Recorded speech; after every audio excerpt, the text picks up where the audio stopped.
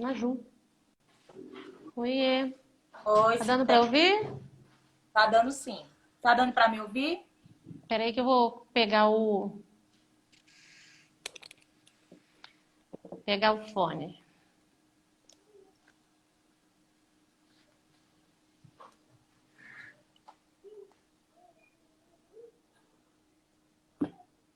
Ok, estamos chegando.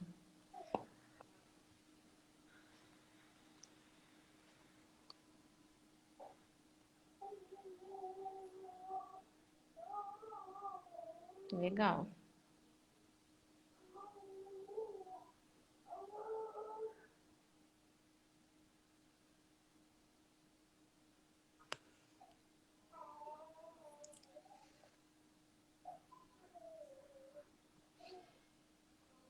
Vamos esperar mais um pouco, né? Tá conseguindo ouvir, Artêmia? Eu tô conseguindo ouvir bem. Você Eu tá não tô conseguindo? conseguindo te ouvir. Vou pegar Você o não tá? fone. Não, não tá ouvindo. Eu tô conseguindo ouvir até o retorno. Entendi também.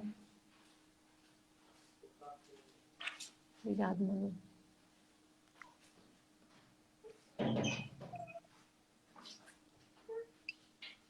Vamos ver se dá.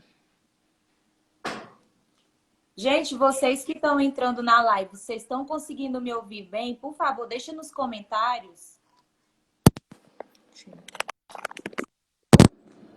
Oi, tá conseguindo ouvir? Tô te ouvindo bem.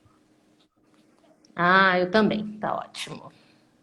Tudo bem? Tudo Vamos bem? para mais uma live, né? O Isso. pessoal tá chegando. Legal, sejam bem-vindos.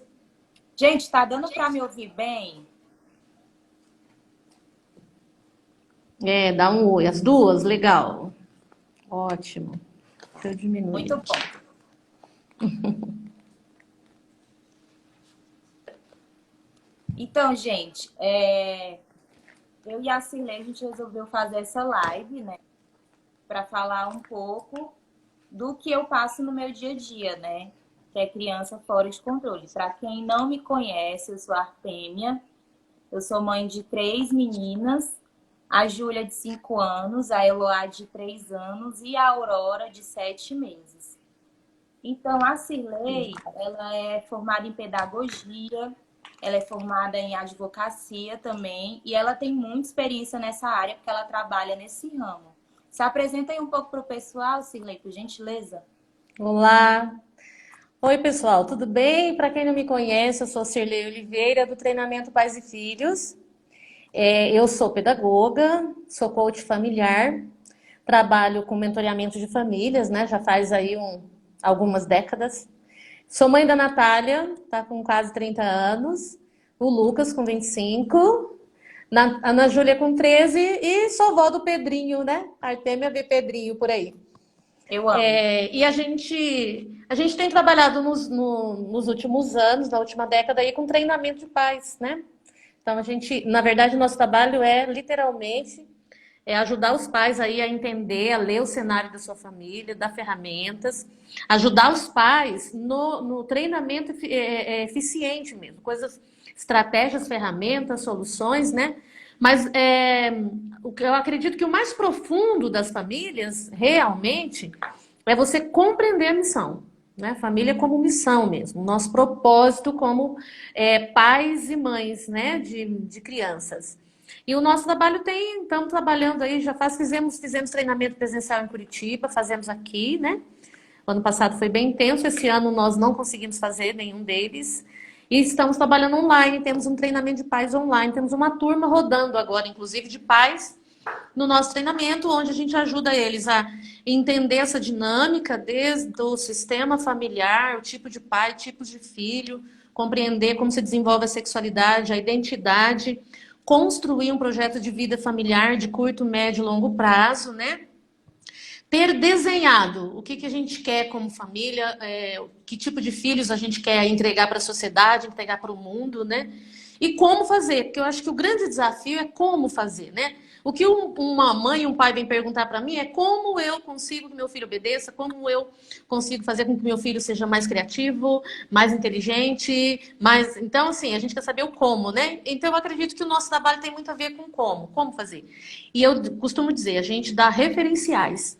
As famílias vão decidir, as famílias vão escolher qual caminho seguir, se vão seguir ou não. Mas nós damos referencial a partir do conhecimento científico, técnico, né? O conhecimento de princípios, o conhecimento bíblico, inclusive, de como tem que caminhar uma família aí para que de fato a gente cumpra a nossa missão, né? Que nossa função é garantir que filhos tenham consciência até a adolescência da sua missão de vida, né? Da sua visão, o que ele quer e como fazer. Se ele vai escolher outro caminho, é uma escolha dele, mas ele vai ter os referenciais que ele precisa ter para se desenvolver como ser humano, como gente. Basicamente é isso. Entendi. Então, Cirlei, algumas pessoas, eu deixei hoje uma carta de perguntas e algumas mães, elas Ok. deixaram perguntas sobre o tema. E eu Ok. queria saber se eu já poderia começar com as perguntas. Perfeito. A Pode primeira começar. pergunta que chegou foi: a minha filha, ela chora o tempo inteiro. Então, como que eu posso fazer para mudar isso? Porque ela usa o choro para me convencer de algo. Uhum. Tá. Primeiro, criança não chora à toa. Não chora. Os pequenos, principalmente, se chora, alguma motivação tem, tá?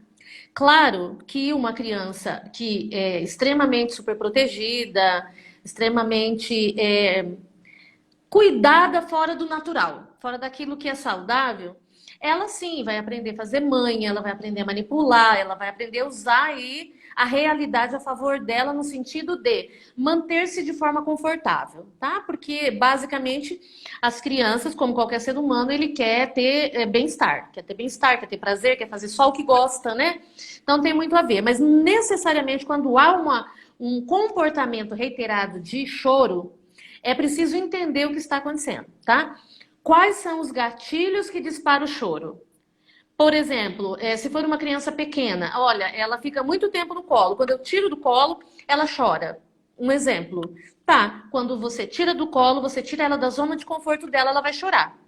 Ela só vai parar de chorar quando você criar uma rotina onde ela vai ficar mais tempo entretida, principalmente no momento de treinamento, fora do colo, tá? E aí ela vai adquirir um costume de não estar no colo, né? E nesse processo ela vai chorar um tempo, mas você vai entreter essa criança com outras coisas, com coisas que ela gosta, para ela meio que esquecer do colo, né? Isso é um exemplo, mas por exemplo, ai, tira o brinquedo, ela chora. Ai, tem que dar banho, ela chora, tá?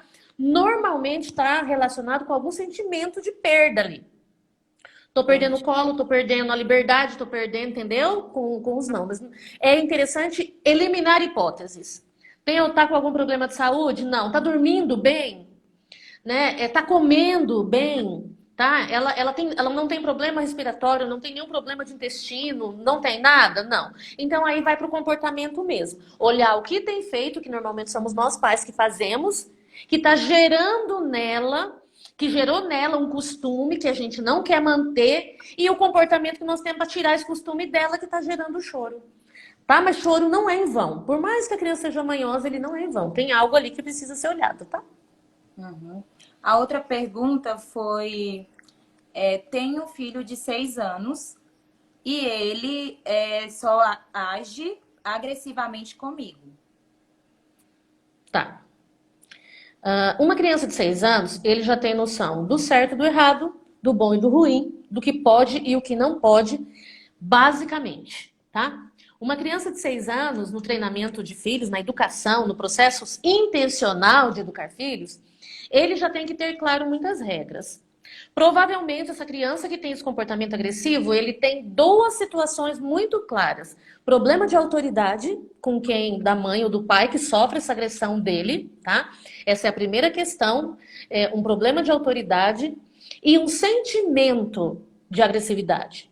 Tem um sentimento que nasce em algum lugar, tá? Normalmente, esse comportamento de ira, Ele é fruto de uma rejeição, uma perda, um contexto familiar, de repente, disfuncional em algum determinado momento. O que eu aconselho é olhar onde começou, qual foi o momento que começou. Pode começar na gravidez do irmão mais novo, pode começar quando mudou de casa ou de cidade, enfim, quando ele perdeu alguma coisa, entende? Que ele culpa a pessoa com quem ele é agressivo, seja pai ou seja mãe.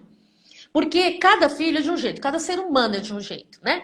Enquanto alguns pendem para o sentimento de rejeição, para o choro demasiado, para a manha, o outro, dependendo do temperamento, ele pende para rebeldia, para rebelião, sabe? Aquela coisa de entre me matar e matar, eu vou matar.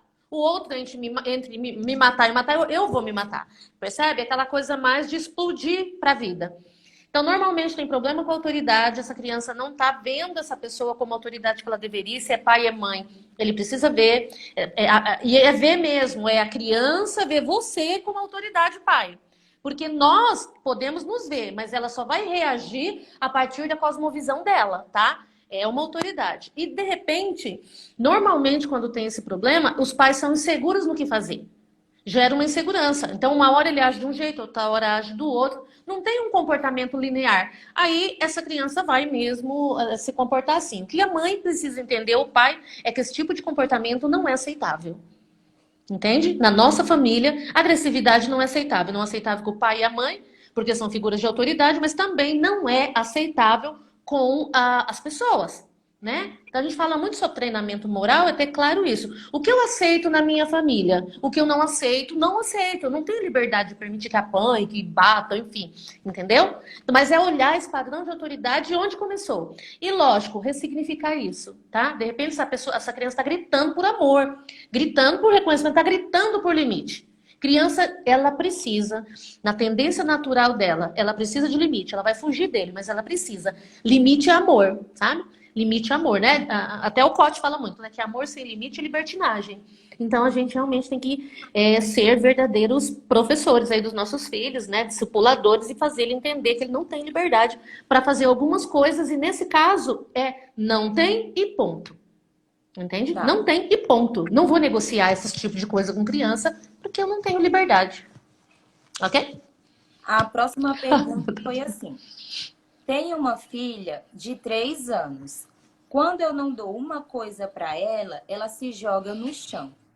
Às vezes sinto vontade de bater. Qual é a melhor estratégia? Tá. Uma criança de 3 anos nesse comportamento significa que a mãe e o pai já deixou ela caminhar muito tempo na manha, né? Nesse comportamento de manha. O que acontece é que assim, nossos filhos bebês, eles têm comportamentos assim.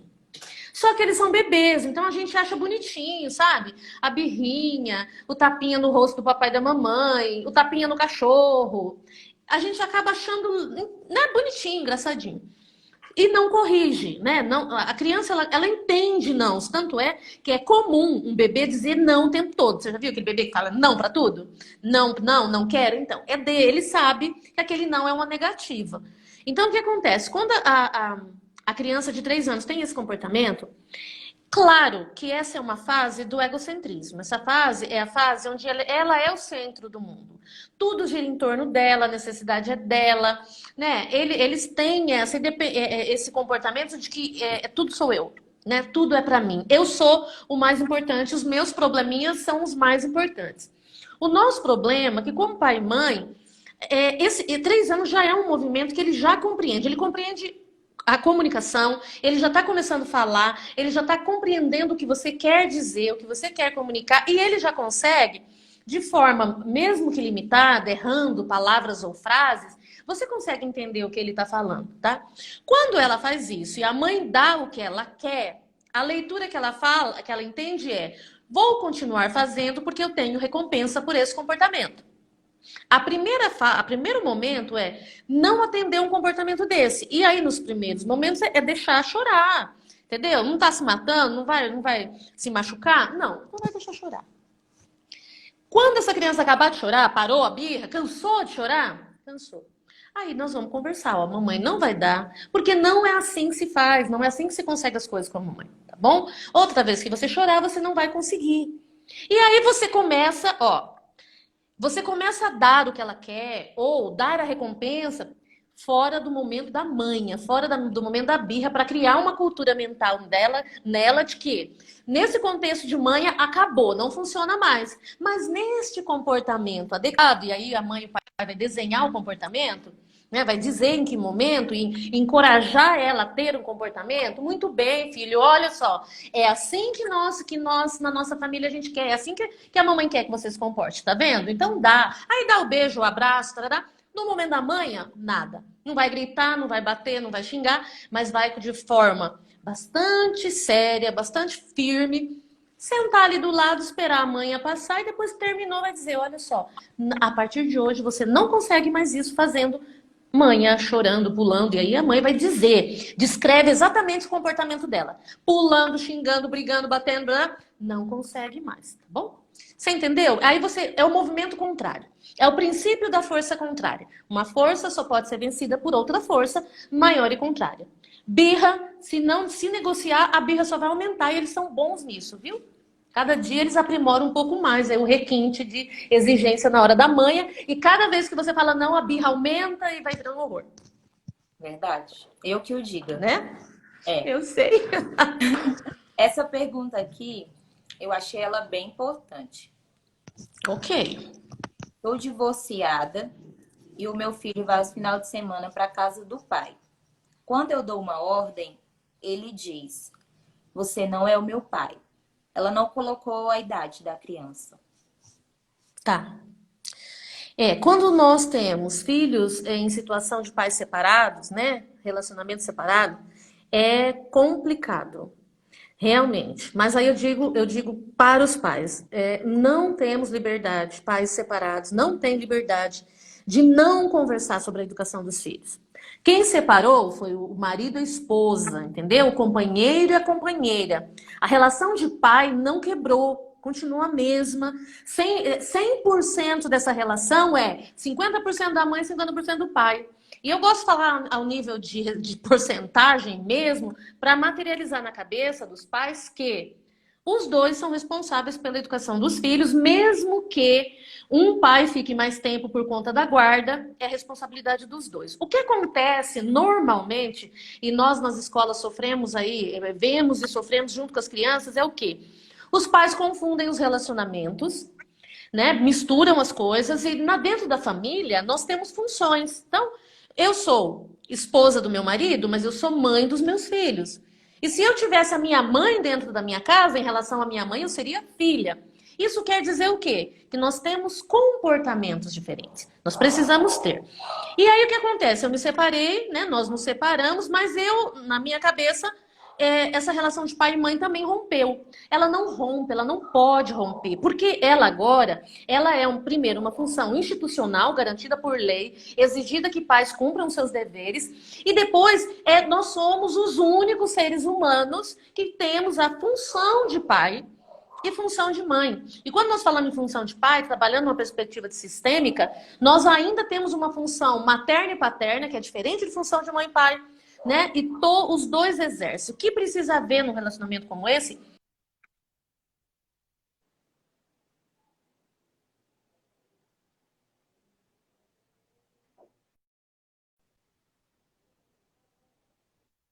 De possível desentendimento. Então, por exemplo, o que eu costumo dizer? Não importa as desavenças que você tenha como ex-marido e ex-mulher. O filho não tem nada a ver com isso e as regras para a educação têm que ser combinadas. Por mais que um deles não valha nada, porque é comum a gente ter problema assim, isso, né? O pai não aparece, ou a mãe, enfim. Nós temos que entender, os dois têm que entender. O sucesso na educação desse filho vai depender dos dois. E o preço a ser pago, as consequências por não entender isso e não fazer um movimento positivo da educação, é dos dois também. Então, o que precisa entender? Essa mãe, primeiro precisa entender que ela é mãe, ela entender. Ela ter consciência, entendeu? Porque eu digo para você assim, com muita responsabilidade.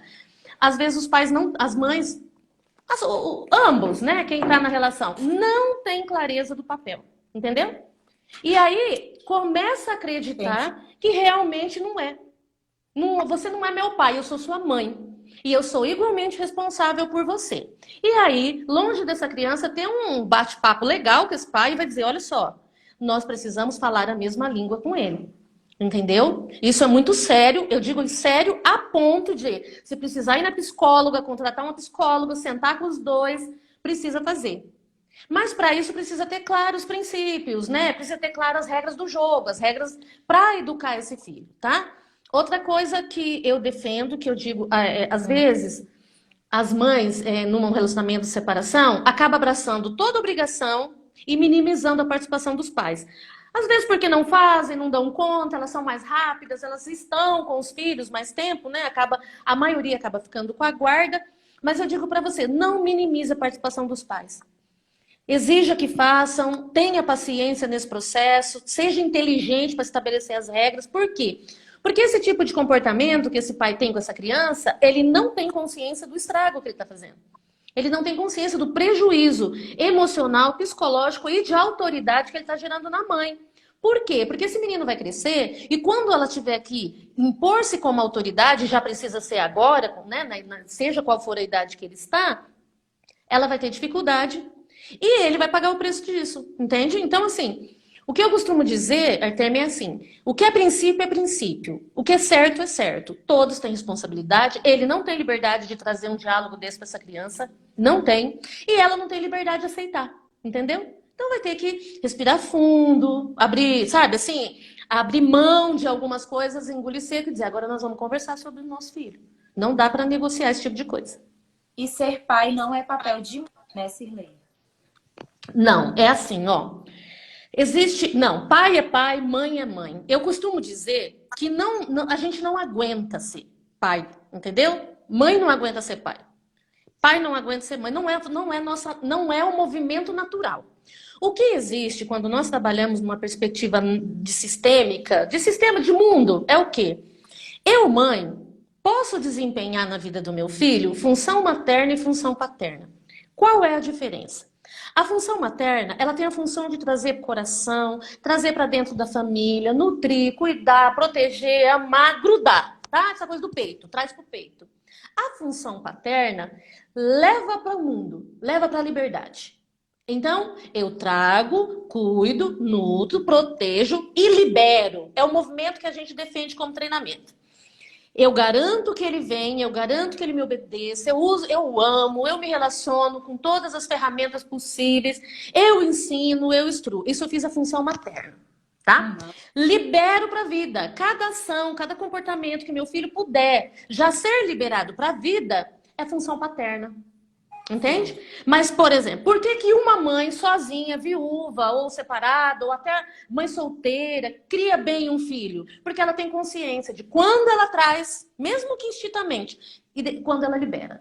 Entende? Então, essa é a função nossa. Então, por exemplo, numa questão muito natural que é cuidar, nutrir, dar comida, lá tomar banho. Um pai separado vai ter que fazer isso quando ele for para lá no final de semana.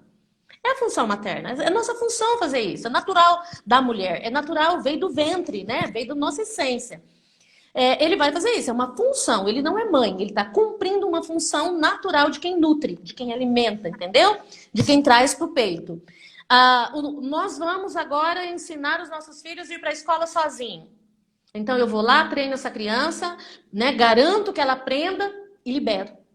Parece uma ação minúscula. Nada significa você está exercendo uma função paterna. Que quando essa pessoa, esse ser humano chamado filho, crescer, ele se torna um adulto saudável e ele vai, entendeu? Ele já está acostumado em pequenas ações ao movimento de ir para o mundo. Função paterna, entendeu?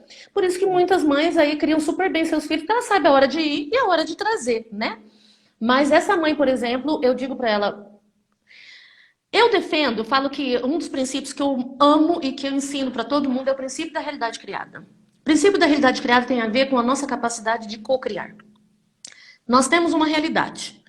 Essa realidade, por exemplo, dessa mãe aí que o pai diz isso, tá? Isso é mentira, isso é engano, mas talvez ele não saiba e ele não tenha consciência. Hoje ela tem, ela vai se apropriar disso. Então, o princípio da realidade criada consiste em não importa o que você viva, é uma realidade que você criou, por ação ou por omissão. tá? Basicamente. O que é legal nesse princípio? Você pode criar outra realidade. Nós criamos realidades, né? Então, qual realidade eu tenho e qual realidade eu quero criar a partir de agora? Entendeu? Então, ela vai olhar para aquele contexto e dizer: isso não é bom para o meu filho, isso não é saudável, isso não é bom para mim. Cria uma outra realidade. Ok? Entendi. Eu vou fazer uma última pergunta e vou deixar tu falar mais sobre o assunto. Ok. Essa última pergunta eu achei também bem interessante. Minha filha, ela tem 3 anos. Na Certo. época, antes da pandemia, coloquei ela na creche. Ela batia muito nas outras crianças e é algo que eu não consigo controlar. Que dá 3 anos? 3 anos. 3 anos. Tá. E ela bate só na escola ou ela bate? Ela não especificou. Ela só falou que bate, colocou na creche, né, no período da pandemia. Eu não sei se ela continua batendo.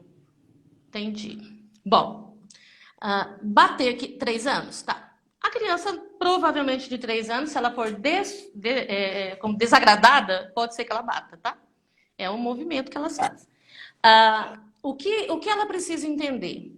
Se esse comportamento é uma ação específica da escola, pode ser que dentro do ambiente da escola ela esteja desconfortável ou se sentindo invadida. Então, normalmente, uma criança de 3 anos, se ela está sozinha na casa, né, ela é filha única, ela tem muita liberdade. Então, ela tem muita liberdade e muita individualidade. Então, ela tem os brinquedos dela, as coisas dela, ela tem a liberdade, o pai dela com ela, a mãe dela com ela. Quando vai para a escola, não é essa a realidade que eles enfrentam. Eles enfrentam um ambiente coletivo, com regras coletivas e uma cultura de compartilhamento.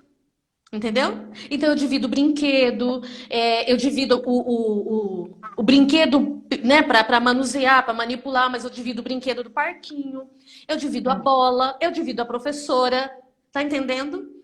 Então precisa analisar o quê? Que nível de exclusividade essa criança tem no seu contexto familiar. E a mãe começa um movimento de treinar mais, se houver a possibilidade, claro, né? De treiná-la mais nessas relações sociais. Voltando para a escola, ela vai agora começar um processo de treinamento junto com a professora. Essa coisa de dizer: olha, professora, ele fica sozinho em casa, tudo é dele, né? E ensinar esse menino a partilhar. Normalmente, crianças que vivem em ambientes mais comunitários, igrejas, comunidades mais onde ele convive com mais pessoas, isso é bastante minimizado porque ele já está acostumado, mesmo que ele não goste. Ele já está no movimento. Quem tem mais irmãos, por exemplo, tem que dividir mais, tem que ceder, tem que negociar. Isso dá trabalho, mas ensina a conviver, entendeu? Então, possivelmente, uma criança de 3 anos, o movimento pode ser esse. Ela tinha tudo só para ela e agora ela tem que partilhar. Por isso, ela dá problema na escola. E aí, é só o trabalho de paciência, instrução, né? O treinamento mesmo, vai ali treinando ela, conversando, né? Deixando claro que não tem liberdade para bater. É o mesmo movimento de todo dia. À medida que ela for recebendo compreensão da professora, recebendo compreensão da mãe e do pai e encorajando ela a mudar o comportamento, normalmente isso acaba. Normalmente isso acaba. Até porque ele vai também levar uns bons tapinhas se continuar batendo, né? E não é agradável, ele vai entender que pela lei da reciprocidade não é muito gostoso, não. Ok? Tá bom. Eu queria que você continuasse o assunto sobre que a gente vai abordar hoje. Encerramos para. Tá, joia. O nosso tema é criança fora de controle, né? Então, o que acontece em relação às crianças com problema de controle? Normalmente, uma criança que está fora de controle é uma criança que foi dado a ela liberdade demais. Foi dado a ela uma falsa crença, uma falsa ideia de que ela pode fazer coisas que ela não pode fazer. Quando nós damos aos filhos um falso senso de que ele pode fazer coisas que ele não tem idade para fazer, que socialmente não é adequado, ele se perde. Por que ele se perde? Porque ele não tem maturidade para isso. Ele não tem sabedoria para entender que dentro de casa ele pode ter um comportamento mais livre, mas lá fora ele não pode, né? No meio das pessoas, enfim. Nós trabalhamos basicamente com três questões básicas que geram a falta de controle, tá? São três coisas que é preciso pensar.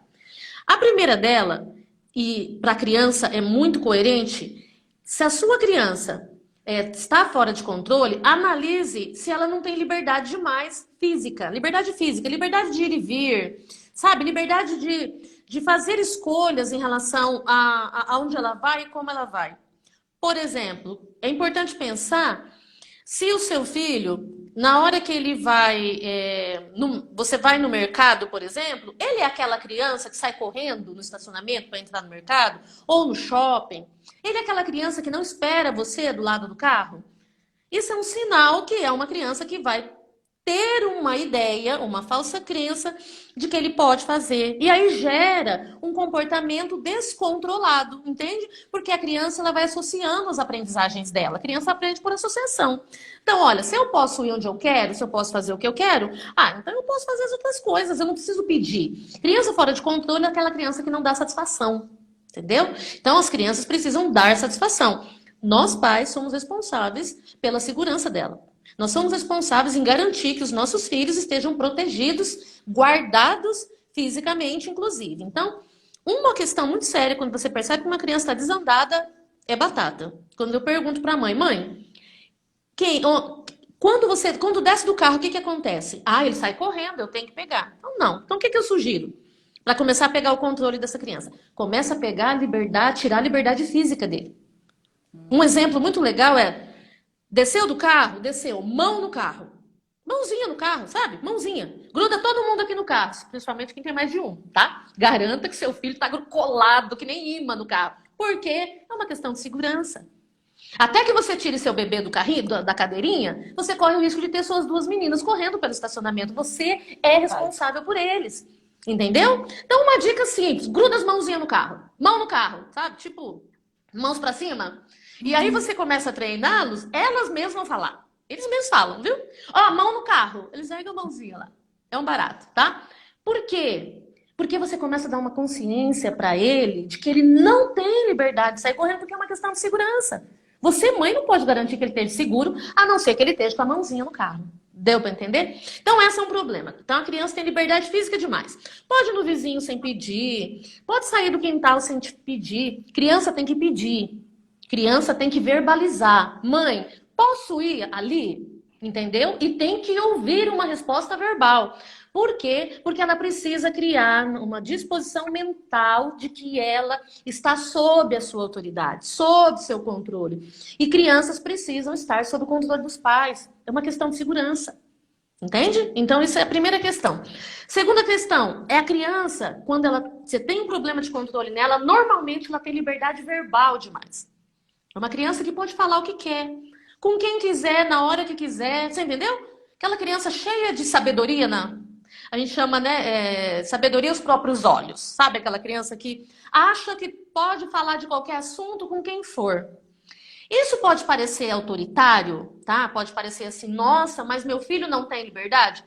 Ele tem liberdade para falar aquilo que você determinar que ele tenha liberdade para falar. Com quem ele tem a liberdade para falar. Por quê? Porque ele precisa primeiro, ele precisa ter o seu controle sobre ele.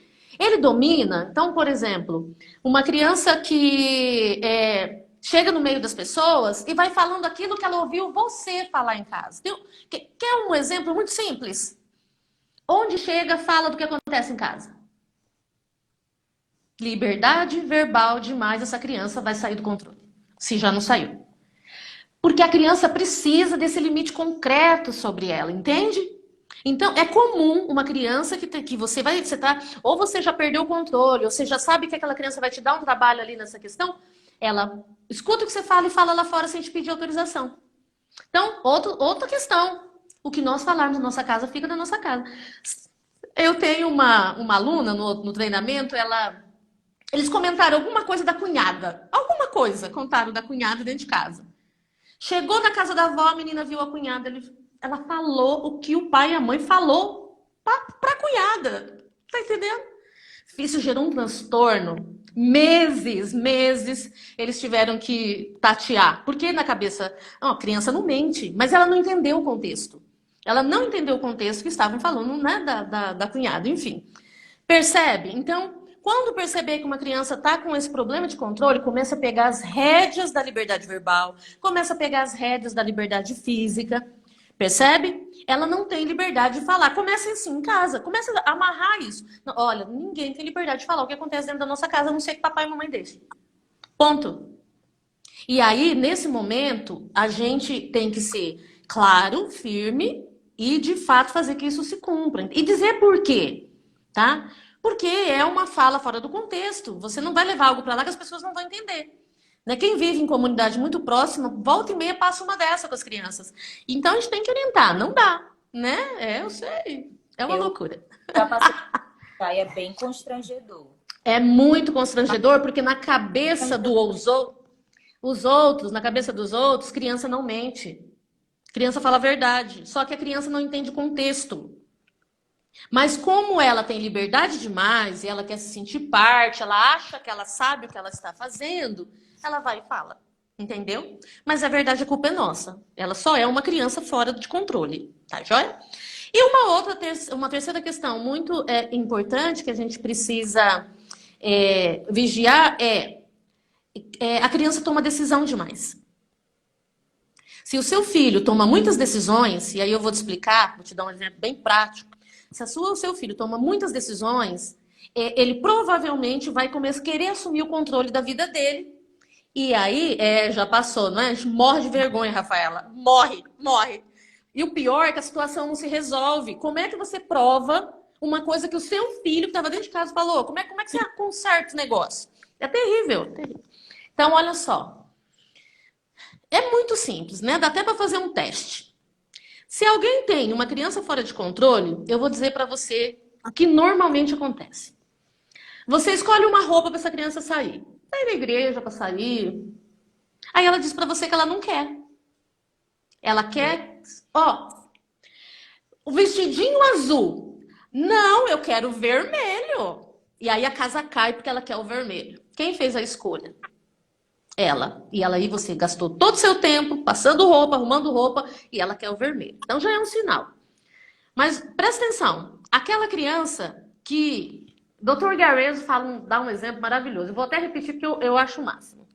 A criança acorda e você, como uma mãe maravilhosa, um pai maravilhoso, você faz para ela torrada e Nutella. Ok? Aí você faz para ela suco de laranja no copinho vermelho dela. Aí ela chega e fala, mas eu não pedi torrada com Nutella, eu quero pão com manteiga. Ah, mas eu também não quero suco de laranja, eu quero Toddy, no copo amarelo.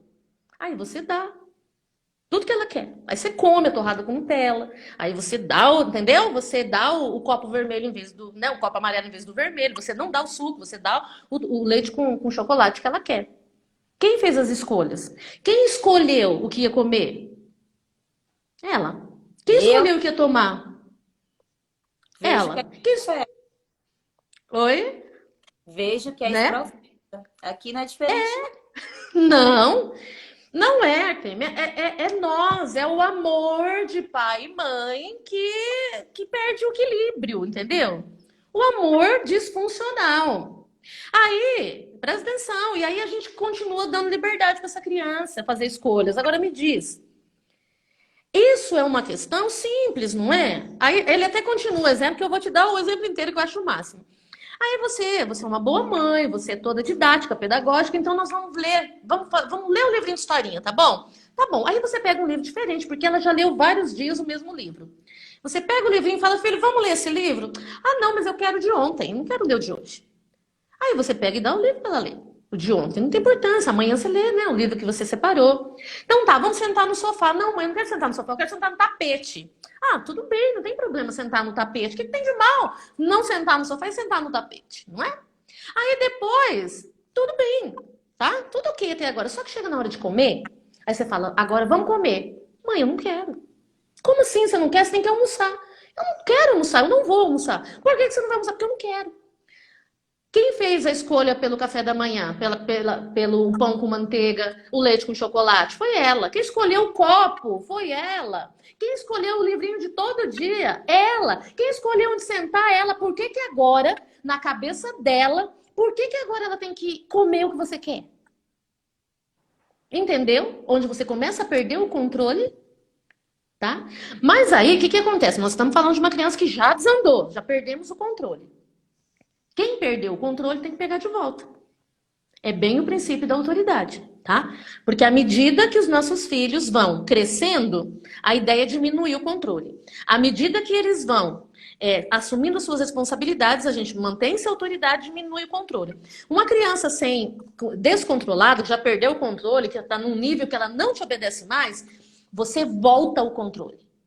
É como se ela tivesse bebezinha, que você precisa pegar de volta o controle. Aí você vai pegar mesmo, entendeu? E você vai ver. Eu tenho uma mãe, uma amiga, né? Amo de paixão ela. Ela tem uma situação assim, e o problema dela é que o filho come muito mal, né? Ele é bem seletivo. E aí nós fomos aí montar um plano para ela. E olha só pra você entender como funciona. Eu falei, então a primeira coisa você vai começar a dar o café da manhã para ele. Você não vai perguntar o que ele quer comer, você vai pôr o que ele quer comer. Parte do que ele gosta, mas põe tudo do jeito que ele quer comer. Né? Do jeito que ele gosta de comer, mas não pergunta. Você vai criar uma ideia mental de que quem manda é você, entendeu? É isso. Isso vai começar a entender. Ela colocou pãozinho com manteiga, suco, tá? Ele chegou, falou: eu não te pedi pão. Mas você gosta de pão. Mas eu não te pedi pão. Mas você vai comer o pão. Não, eu não vou comer o pão. Então você vai ficar sem comer, porque é isso que você vai comer hoje, o pão. Isso foi 8 horas da manhã, era dia dela ir para o centro, pagar as contas, ela foi para o centro, ele não comeu pão. Aí eu orientei ela, falei, ele vai chegar na escola, você vai dizer para a professora que caso ele não queira, ele passe fome, porque ele não comeu 8 horas da manhã, não comeu meio-dia, não comeu 1 hora da tarde, ele ia comer 3 horas da tarde. Aí eu falei, você leva o pão e fala, professora, aconteceu isso, ele não comeu, se ele começar a passar mal, alguma coisa, morrer ele não vai, fica tranquila, mas né, tem a opção do pão. Resumindo, a única coisa que ele comeu na escola foi uma maçã, se eu não me engano foi maçã, porque era a única coisa que tinha, não comeu pão. Ele não comeu, o dia inteiro ele comeu uma maçã, tá? Chegou à noite, ela foi dar o pão, trocou o pão, e ele não quis o pão. Ele não quis o pão.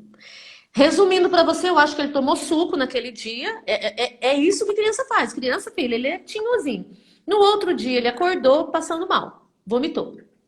Tá? Por quê? Porque ele não comeu. Ela colocou o jantar, ela colocou o pão, ela não deu o que ele queria, que se eu não me engano era bolachinha recheada. Ele comia muito mal. Ele acordou, vomitou e chegou para ela e falou assim: ô mãe, você viu que eu passei mal? A culpa foi sua. Você não me deu comida. Ele tem 6 anos de idade. Entendeu? 6 anos de idade. Tá? Então, assim, a gente precisa entender. Se possível, não chegue nesse ponto. Mas o primeiro sintoma, você está dando liberdade demais. Deixa escolher tudo. Escolher onde vai. Você já viu aquela história? Filho, o que você quer comer? Você quer bife ou você quer hambúrguer? A gente faz porque a gente ama, entendeu? Mas nós temos que entender que nós somos os discipuladores dessa galerinha. Nós somos os pais, os professores. Eu, pai, não tenho liberdade de deixar meu filho escolher, por exemplo, comer batata frita todo dia e não comer o arroz e feijão. Você entende? Então, na verdade, o grande problema de uma criança sem controle é a falta de coerência dos pais, que nem sempre é intencional. Mas a partir de agora, quem está assistindo não vai poder alegar ignorância, né? Então, é pegar o controle de volta, nas pequenas coisas. Aquilo que ele podia escolher não pode mais. Tá? Eu tive um outro caso de uma criança que estava assim também, né? Tava meio fora do controle, uma menininha de 7 para 8 anos. E os pais começaram o treinamento dela. O que ela fazia? Chegava na avó, ela aprontava. Ela saía correndo, ela pegava as coisas, ela derrubava, ela estragava coisas. Bom, primeira questão. Tem 7 anos, já compreende comando, já compreende certo e errado. Tira a liberdade dela. Você vai determinar o comportamento dela na avó. Se não resolver, restringe as visitas à avó. E diga à avó que está treinando ela. É um treinamento. É simples assim. Filha, a partir de hoje você vai entrar em treinamento. Tem coisas que vai mudar na nossa casa. Essa é a orientação que eu dou sempre. Senta com a turma e dizer, olha só, eu hoje aprendi que eu estou agindo de uma forma que não é bom para vocês. Hoje eu tenho consciência, peço perdão se for o caso, faz o que tiver que fazer. Mas a partir de hoje as coisas vão mudar nesta casa, porque a mamãe e o papai são responsáveis por vocês e eu não tenho liberdade que as coisas continuem como está. E aí começa o treinamento. Vai ter birra? Vai, porque vai vir a abstinência da escolha. Abstinência da liberdade, entendeu? É abstinência mesmo. Eu não posso mais ficar tanto tempo no tablet. E vai, entendeu? Então, assim, o período de tirar o controle é um período muito tenso, de dominar, né, trazer de volta esse controle para os pais. Ele é tenso. Mas você vai no encorajamento verbal, você entendeu? Passou a crise, abraça e beija, fala, eu te entendo, eu sei que é difícil, mas a partir de agora vai ser assim. Nós não vamos mudar. E aí a gente vai implantando uma cultura de controle, que quando você tiver o controle dessa criança, quando você estiver ali seguro de que ela entendeu, porque o princípio de você dar liberdade para alguém é essa pessoa, é aprender a não ter liberdade. Quando que você vai passar por um cargo de liderança? Quando você aprendeu a ser servo, quando você aprendeu as regras do jogo, quando você aprendeu o que tem que ser feito, que você sabe que não importa se você vai ficar 20 horas trabalhando, você vai cumprir aquilo que você combinou. Né? O princípio da responsabilidade. Com criança é assim também. A hora que ela compreende, que ela aprendeu a se comportar no meio das pessoas, ir para a casa dos outros sem falar, né, das coisas que acontecem dentro de casa, por exemplo, né, liberdade verbal, demais, aí você vai liberar ela aos poucos, entendeu? Então, traz de volta e depois libera. E aí vai fazendo as correções no processo. O ideal é que não chegue nesse ponto, porque já é mais trabalhoso. E tem tudo a ver com o temperamento da criança também. Uma tendência natural dela, sabe? Tem que analisar os filhos que a gente tem e planejar esse processo e não deixar. Quanto mais tempo passar, mais liberdade essa criança tem, menos controlada ela tem. Começa com o carro, mãozinha no carro, entendeu? Começa a limitar aquilo que ela tem, começa a não dar escolhas, restringe as escolhas, tá? E tem hora que você vai dizer, olha só, aqui na nossa casa funciona assim, mamãe e papai manda, você precisa obedecer porque é importante para você. Tá? Em outros momentos, filho, sabe por que a gente não faz isso? Ou por que a gente está agindo assim? Por isso, por isso, por isso. Dá razão moral, dá razão ética.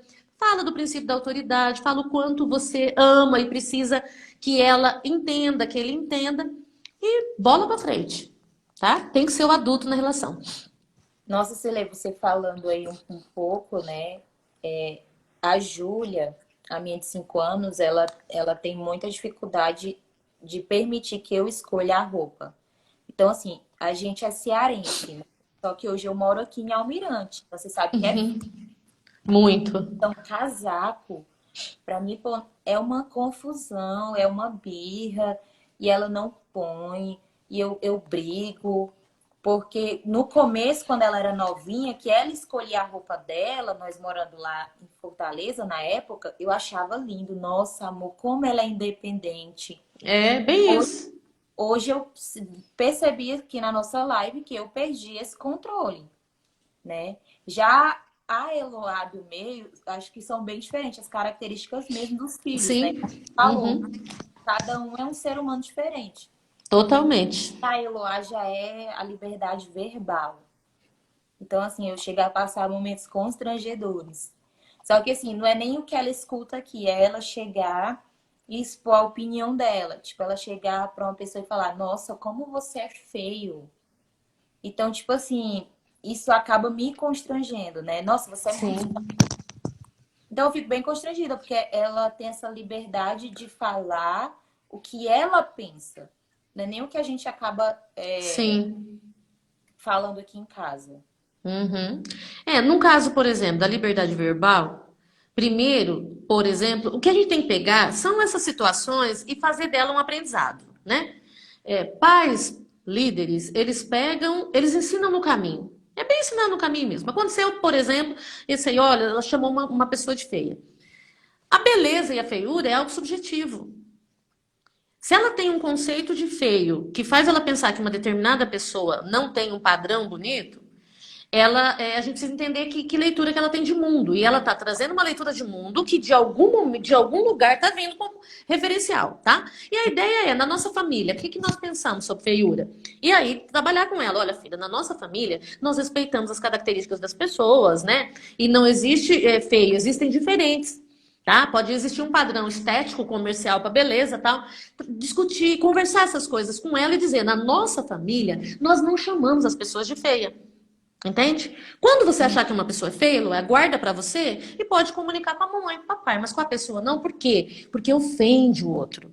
Ele se chateia, entendeu? É uma forma, porque é uma forma de você trabalhar com ela, uma ideia moral, por quê? Porque está orientado para o outro, eu estou falando algo para alguém, eu estou tendo um comportamento em relação ao outro, isso é moral, é ético, tá? Isso faz parte do nosso treinamento moral. E aí você traz o valor de família para ela. Então, assim, ó, na nossa família, filha, a gente não fala que as pessoas são feias, mesmo que a gente ache. Mesmo que, na minha opinião, seja feio, eu não falo, sabe por quê? Porque as pessoas vão te ofender. E aí você faz com ela, por exemplo, um exercício de empatia, né? A empatia, ela não é um princípio, ela é uma emoção que eu e você usamos para chegar em algum lugar. Então, se põe no lugar da pessoa. Se alguém chegasse para você e falasse que você é feia, como você ia se sentir? Entende? Ah, eu não ia ligar. Ah, será que não? E se chegasse outra pessoa? E se fulano falasse que você é feia? Entende? Porque ela tem um conceito negativo do que é feio. Ela sabe que feio não é algo bom, né? Só que ela precisa ser treinada em quê? Em que as pessoas são importantes. Isso não é um tipo de comentário que vai agradar a pessoa, deixar ela mais feliz, deixar ela mais contente. E na nossa família, a gente não chama os outros de feio. Um exemplo, tá? É um exemplo. Então, é uma questão muito importante. Em relação à pequena da roupa, uma coisa legal para você começar a treinar ela é o quê? Dê a ela opções. Porque nós precisamos entender isso. É aqui, ó, na mente, entende? É uma predisposição mental que ela começa a entender que a gente tem o controle sobre ela. Filho que pode perder essa liberdade é isso, tá? Ela tem que entender que há adultos que são responsáveis por ela não é dona de si mesma, ela não é senhora de si mesmo e ela tem que se remeter, ela tem que entender que nós somos autoridade, tá? Por todos os fatores, segurança, né, ensino, educação mesmo, treino. Então, por exemplo, o que você pode começar fazendo? Você dá 3 opções para ela. Então, por exemplo, o casaco. Qual opção que aí em Curitiba não tem? Ficar sem casaco num dia como agora, né? Como hoje. Então, não tem essa opção. Presta atenção, não tem. Então, você dá 3 opções de casaco. Na cabeça dela, que pode haver uma obstinação em desobedecer ou fazer o que ela quer, você deu, entendeu? Você determinou. Por quê? Porque o essencial não é o casaco amarelo, verde ou azul. O essencial é o casaco. Tá dando para entender? Essencial é o casaco. É igual dizer assim, olha, você tem que comer legume. Tá, então ela tem a opção da cenoura, do tomate e da batata. Não precisa comer os 3, mas coma um. Comer o legume. Percebe? Mas na cabeça da criança que tem uma tendência à obstinação, eu estou escolhendo. Eu não escolho cenoura, eu não escolho tomate, eu escolho a batata. Ok, mas ela comeu o que você decidiu? O que você escolheu? Ela escolheu a cor, mas ela escolheu aquilo que você determinou, que não tem liberdade de ficar num frio de 10, 9, 8 graus sem o casaco. Você começa um processo de treinamento dela. Isso é um processo, porque senão você também acaba entrando numa estratégia de manipulação que também não é saudável. Nos relacionamentos familiares, a gente tem que estabelecer uma linha de verdade, uma linha de integridade para dizer, na nossa família, tá? O principal é ela entender que vocês são autoridade sobre ela, entende? Porque o ser humano, a criança, imagina ela que ela é uma criança, um bebê, um boneco, né, um macaquinho. Ele vai crescer, ele vai tornar um gorila, entendeu? Então nós temos que ter controle sobre esse macaquinho agora para não se tornar um gorila depois, porque nós não vamos dar conta. Que o problema, o que acontece? Quando nós criamos filhos nessa perspectiva, sem essa consciência, as coisas explodem na adolescência. E na adolescência eu já não tenho mais autoridade sobre ele. A relação não é de influência e de amizade. Quando nós não fazemos o processo, por exemplo, imagina a sua do casaco, imagine ela adolescente. O que ela seria se ela fosse uma adolescente hoje? Pacífica, rebelde, obstinada ou obediente? Aquela que você ia ter liberdade de influenciar ou você ia gastar toda a energia tentando controlar os impulsos dela? Entende? Essa é a essência. Então, assim, Eu preciso garantir que meus filhos adolescentes, eu não seja mais aquela mãe impositora, aquele pai impositor, mas eu seja um influenciador. Eu seja alguém que ele vai querer falar comigo, que ele vai querer contar as coisas para mim, que ele vai querer minha opinião. Mas até lá, eu vou ditar as regras do jogo e vou liberando elas a partir do nível de maturidade que elas vão conquistando. E isso é no cotidiano, é bem o preto no branco ali. Ok? Nossa, muito bom o assunto, viu, Cirlei? É muito gostoso quando porque a gente começa a ter lógica, você começa a entender a lógica da educação de filhos. Então, é encorajador, não é? Você É, saber que agora, puxa vida, isso eu já sei. A gente sai com consciência, e a consciência, esse conhecimento que traz essa consciência é libertador. É libertador. E muito gostoso, por quê? Porque a gente não fica naquela coisa de chamar atenção, de ficar brigando, se opondo. A gente acaba, Artêmia, tem filhos. Eu vejo isso com os pais que eu atendo. Tem vezes que os pais chegam e falam: não gosto do meu filho. Eu não gosto. Eu não tenho mais prazer de sair com meu filho. Eu não tenho prazer de estar com meu filho. Então, para que não chegue o ponto da gente estar tão desagradado que não queira estar com os nossos filhos, nós temos que ter consciência, sabe? É por isso que nós chamamos de treinamento o nosso trabalho. Porque nós damos um referencial de preto no branco. Você vai fazer se você quiser.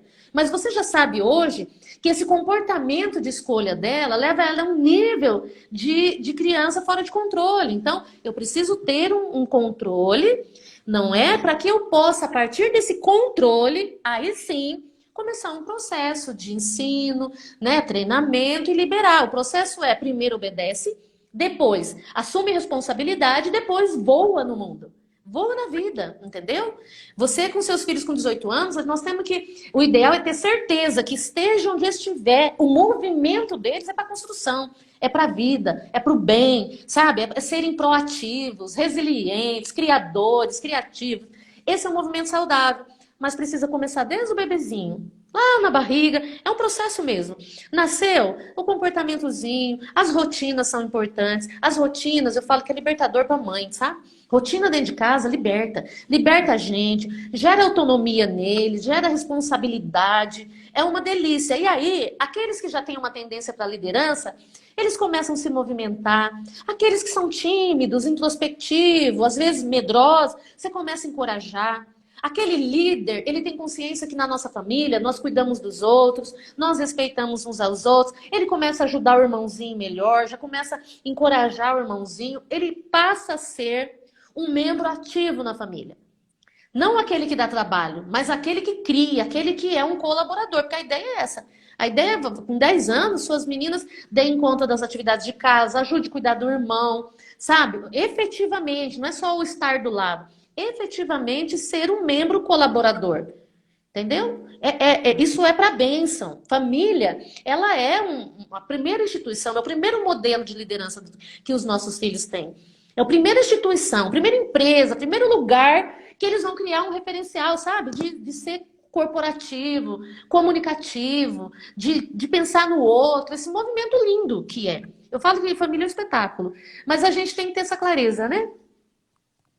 é. Ok? Mas foi muito bom o assunto, gostei bastante, Cirlei. Espero que a gente marque Eu também. outras lives. Eu Sim, mesmo vamos marcar. vou podcast. Eu vou deixar nos stories, gente, o IG da Cirlei.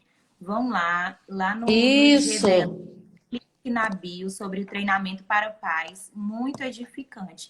Eu vou tentar deixar salvo aqui também essa live para vocês assistirem, mas o assunto Isso. foi muito importante. É verdade. Despede Eu aí. acho que, queridos, olha só, nós temos um canal no YouTube onde tem muito material, muito material. Todas as lives estão lá. Tem dicas, tem ferramentas, né? Tem como fazer rotina, viu? Tem uma das primeiras lives que a gente postou lá. Tem uma rotina, você constrói uma rotina bem, bem legal mesmo. Eu até fiz na perspectiva da pandemia, esse período de confinamento. Mas o nosso canal no YouTube é Cirlei Oliveira, Treinamento Pais e Filhos. Entra lá, aproveita o que tem, tá? Nosso Instagram, eu tô todo dia, sempre que eu tenho. Ontem nós fizemos uma live sobre responsabilidade. Não. Educando filhos para a liberdade, tá?